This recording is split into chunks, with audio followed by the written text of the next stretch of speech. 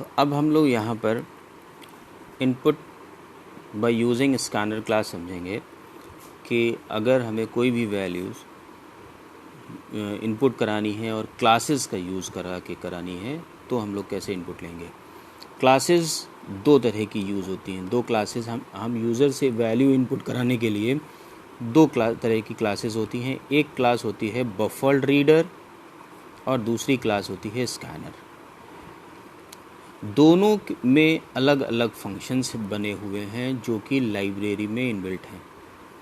हमको क्या करना होता है कि अगर हम बफर रीडर के थ्रू हम इनपुट करा रहे हैं कोई भी नंबर को या किसी भी तरीके की वैल्यू को, तो हम बफर रीडर के फंक्शंस को उसमें अपने प्रोग्राम में लिखेंगे। दूसरा मेथड होता है बाय यूजिंग स्कैनर क्लास। इसमें हम ये भी हमारी लाइब्रेरी में क्लासेस बनी हुई हैं, इसमें क्लासेस के अंदर फंक्शंस बने हुए हैं, उनको यूज़ करके हम अपने प्रोग्राम में वैल्यूज़ को इनपुट कराते हैं। तो पहला है, सबसे पहली चीज़ तो अब क्या है इसमें input by using scanner class. अब हम लोग देखेंगे कि यहाँ पे स्कैनर क्लास के थ्रू इनपुट कैसे होगा। Scanner class is available in the system package java.util. We have to import java.util package to perform different tasks in scanner class. Scanner class allows the user to read values of various types. जैसे अब अगर हमें scanner class का use करना है, अपने programme में scanner class के थ्रू इनपुट करना है, तो सबसे पहले हमें अपने प्रोग्राम में एक पैकेज इंपोर्ट करना पड़ेगा। जहाँ पर क्लास हम अपनी लिखेंगे उससे पहले एक पैकेज इंपोर्ट करना पड़ेगा जिसको हम लिखेंगे import java.util.ast लिखेंगे। तो जब तक कि अगर हमने ये पैकेज इंपोर्ट नहीं किया है तो उसके फंक्शंस अगर हमने अपने क्लास में लिख भी लिए हैं तो वो वर्क नहीं करेंगे। तो सबसे पहले तो import java.util.ast ये पैकेज हमको इंपोर्ट करना होगा। अब उसके बाद देखते हैं कि हम अपने प्रोग्राम में स्कैनर क्लास का ऑब्जेक्ट कैसे क्रिएट करेंगे और क्लास का ऑब्जेक्ट क्रिएट कैसे किया जाता है। तो creating object of scanner class after importing java.util.ast package we have the facility to avail scanner class and create an object which can hold a set of values of different types. तो class का object create करने के लिए सबसे पहले तो हमें class का नेम लिखना होता है। किसी भी क्लास का अगर हमें ऑब्जेक्ट क्रिएट करना है तो उसका हमें क्लास का पहले तो नेम लिखेंगे, क्लास नेम। तो क्लास नेम यहाँ पर स्कैनर क्लास है। स्कैनर क्लास का ऑब्जेक्ट क्रिएट करना है तो हम यहाँ पे लिखेंगे स्कैनर, फिर किसी भी नेम से कोई भी एक ऑब्जेक्ट नेम रखेंगे। हम ऑब्जेक्ट नेम एक सिंगल वर्ड होना चाहिए, तो वो हमने यहाँ पर SC ले रखा है कि ये एक ऑब्जेक्ट है। स्कैनर क्लास का ऑब्जेक्ट SC।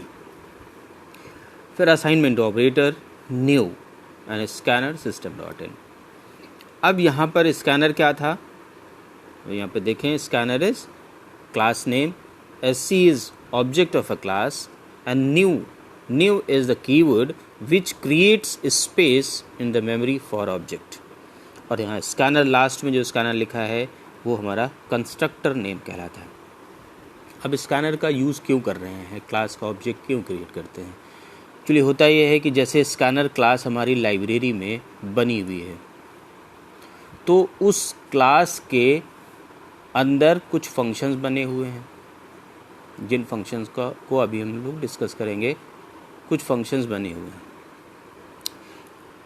इन फंक्शंस को अगर हमें इन फंक्शंस को अपने इनके फीचर्स को या इनकी वर्किंग को अपने प्रोग्राम में यूज़ करना है या अपनी प्रोग्राम में कहीं पर हम यूज़ करना चाहते हैं तो हमें जिस क्लास में फंक्शन बना हुआ होता है, जिस क्लास में जिन क्लासेस के फंक्शंस को हम एक्सेस करना चाहते हैं या जिनकी वर्किंग हम अपने प्रोग्राम में यूज़ करना चाहते हैं, उस क्लास का ऑब्जेक्ट क्रिएट करना पड़ता है।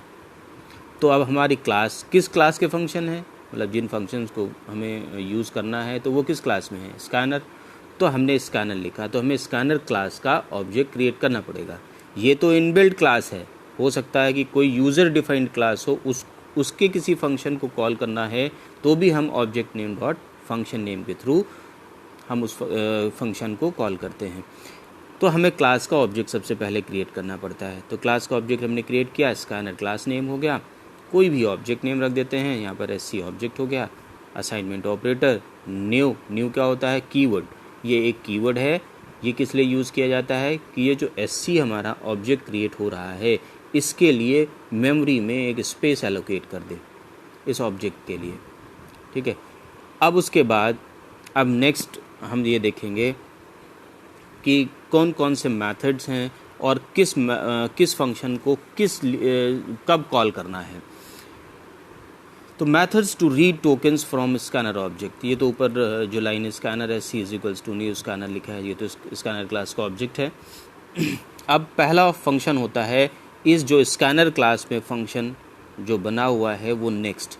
एक चीज़ सबसे मेन चीज़ इसमें ये है कि ध्यान रखने की कि जैसे भी फंक्शन नेम लिखा गया है मीन्स नेक्स्ट स्मॉल में होगा और without any space, I capital होगा और N और T स्मॉल होगा। तो ये फंक्शन जैसे बना है, जैसे लिखा हुआ है अपर केस और लोअर केस मिक्स करके, वैसे ही हम लिखेंगे। अगर हमने चेंज किया तो वो स्कैनर क्लास में जो फंक्शन बना हुआ है उससे मैच नहीं करेगा और वो डिफरेंट कंसीडर होगा, वो हमारा वर्क नहीं करेगा। इसलिए बिल्कुल हमें केसेस का भी ध्यान रख के हमें उस फंक्शन को लिखना है। तो फर्स्ट फंक्शन है नेक्स्ट इंट। तो इसका काम क्या होता है? मेन चीज़ ये है हम इसको यूज़ क्यों कर रहे हैं, इसका यूज़ क्यों पड़ रहा है। एक्चुअली होता ये है कि जब हम कोई भी वैल्यू क्लासेस के थ्रू इनपुट करते हैं तो बाय डिफ़ॉल्ट वो स्ट्रिंग टाइप में ही रिसीव होती है। सपोज़ हमें कोई नंबर इनपुट करना है कि एंटर 2 नंबर्स या एंटर फर्स्ट नंबर हम कह दें, या हम कह रहे हैं इस प्रोग्राम अगर एक इंटीजर टाइप नंबर इनपुट करना चाह रहे हैं तो वो जो नंबर आएगा, सपोज़ 5 हमने इनपुट कराया तो 5 जो आएगा वो एज अ स्ट्रिंग होगा क्योंकि वो डबल कोट्स के अंदर माना जाएगा। तो जब डबल कोट्स में आ रहा है तो वो स्ट्रिंग टाइप हुआ। तो अब हमें क्या करना होता है, हमको चाहिए तो वो इंटीजर टाइप में, तब क्या करना पड़ेगा, ये स्ट्रिंग टाइप की वैल्यू को इंटीजर टाइप में कन्वर्ट करना पड़ेगा। तो ये जो फंक्शन है नेक्स्ट इंट, ये इसीलिए यूज़ किया जा रहा है कि स्ट्रिंग टाइप की वैल्यू को इंटीजर टाइप में कन्वर्ट करा दिया जाए। तो हमें इंटीजर टाइप में कन्वर्ट कराना है तो इसलिए हम नेक्स्ट इंट फंक्शन का यूज़ कर रहे हैं। तो बाय डिफ़ॉल्ट स्कैनर हो या बफर रीडर हो, जो डिफ़ॉल्ट में वैल्यू आती है वो स्ट्रिंग टाइप ही आएगी। अब उसके बाद जिस भी डेटा टाइप में हमें कन्वर्ट करना हो या जो भी वैल्यू जिस टाइप की हमें यूज़ करना हो उसमें हम कन्वर्ट करा लेते हैं। तो अभी फ़िलहाल हम यहाँ पे ये देखेंगे कि इंटीजर टाइप में कन्वर्ट करा रहे हैं तो हम नेक्स्ट इंट फंक्शन का यूज़ करेंगे जो कि स्ट्रिंग टाइप में आती है जब, तो स्ट्रिंग टाइप से इंटीजर टाइप में कन्वर्ट कर देता है। अगर वैल्यू फ्लोट टाइप में कन्वर्ट करना है तब हम नेक्स्ट फ्लोट का यूज़ करेंगे। नेक्स्ट स्मॉल में होगा, F कैपिटल होगा, LOAT स्मॉल में होगा। इसमें सिर्फ यही डिफरेंस है कि इसमें वैल्यू पॉइंट में आएगी। मीन्स अगर स्ट्रिंग टाइप में रिसीव तो होगी लेकिन उसको वो पॉइंट में वैल्यू को हमें कन्वर्ट करके दे देगा। फ्लोट में अगर कन्वर्ट कराना है तो हम नेक्स्ट फ्लोट का यूज़ करेंगे। उसके बाद आता है नेक्स्ट डबल। अगर हमें डबल डेटा टाइप में कोई भी वैल्यू चाहिए तब हम नेक्स्ट डबल फंक्शन का यूज़ करेंगे। नेक्स्ट को हम स्मॉल में लिखेंगे, डबल का D कैपिटल होगा, बाकी सब स्मॉल में होगा। तो ये क्या करता है, this function receives the next token which can be expressed as a double type value and stores it in a double type value. तब हम क्या लिखेंगे, सपोज हमें x वेरिएबल में स्टोर कराना है, x वेरिएबल जो कि डबल टाइप का है उसमें वैल्यू स्टोर कराना है, तब हम लिखेंगे double x is equal to new double x is equal to SC dot next double. तब हम ये लिखेंगे double x is equal to SC object name dot next double, ठीक है, लास्ट में सेमीकोलन।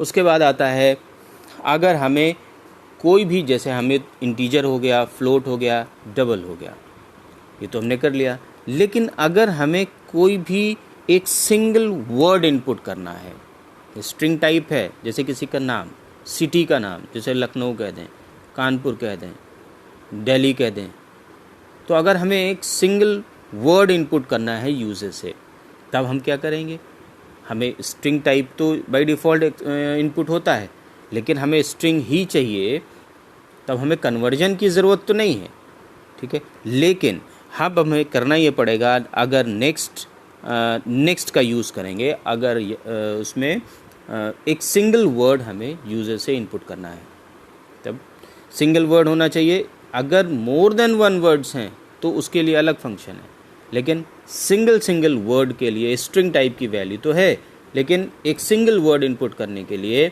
हम नेक्स्ट इन फंक्शन का use करेंगे।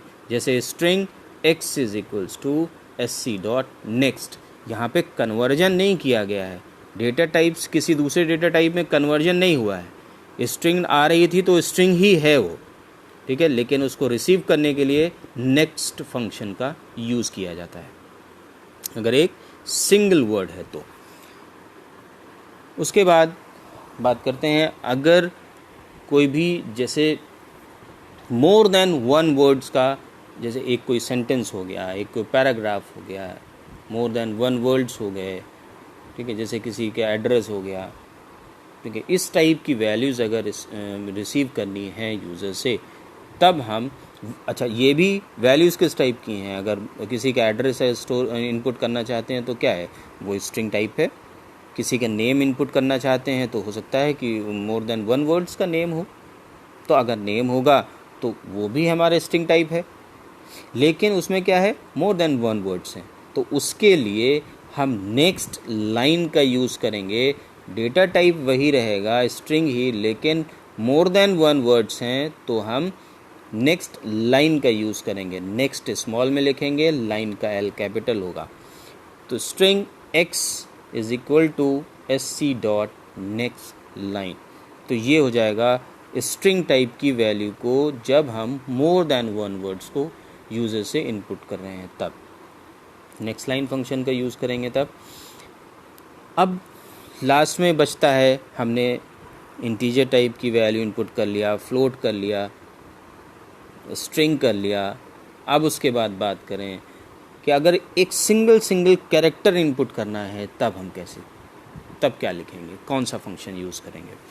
जैसे होता क्या है कि ए हमने इनपुट करा दिया, या कहीं पर कोई स्पेशल सिंबल इनपुट कराना है, या सिंगल एक कोई कैरेक्टर टाइप की डिजिट इनपुट करानी है, सिंगल कोट्स में कुछ इस टाइप की कैरेक्टर वैल्यूज़, तब हम एक फंक्शन यूज़ करते हैं sc dot next dot caret 0, sc dot next dot caret 0। Java does not have a specific function to accept a character through scanner class, कोई एक पर्टिकुलर फंक्शन नहीं है, लेकिन the next function is itself modified in order to accept a character. The next function receives a character as a string. next function क्या कर रहा है, वो उसको as a string receive कर रहा है, और the character can be extracted by using caret. caret string function है, तो caret दोनों को कंबाइन करके हम caret 0 कर देने पर, जैसे caret 0 कर देंगे तो कैरेक्टर एट 0 पोजीशन, तो ये इंडेक्स इसकी कैलकुलेट करके 0 पोजीशन मीन्स पहली इंडेक्स को वो काउंट करेगा। caret 0 function to be stored in the resulting value. तो अब हम इसको लिए कंबाइन जो भी हम पूरा स्टेटमेंट लिखेंगे वो लिखेंगे char, suppose char x is equals to sc dot next dot caret 0, तो नेक्स्ट यहाँ पर फंक्शन है, इसलिए नेक्स्ट के बाद ब्रैकेट्स रहेंगे डॉट कैरेट 0। तो ये जो हम फंक्शन लिख रहे हैं वो अब कैरेक्टर टाइप की वैल्यूज़ के लिए लिखेंगे। तो यहाँ पर अब जितने भी डेटा टाइप थे वो सब कंप्लीट हो गए।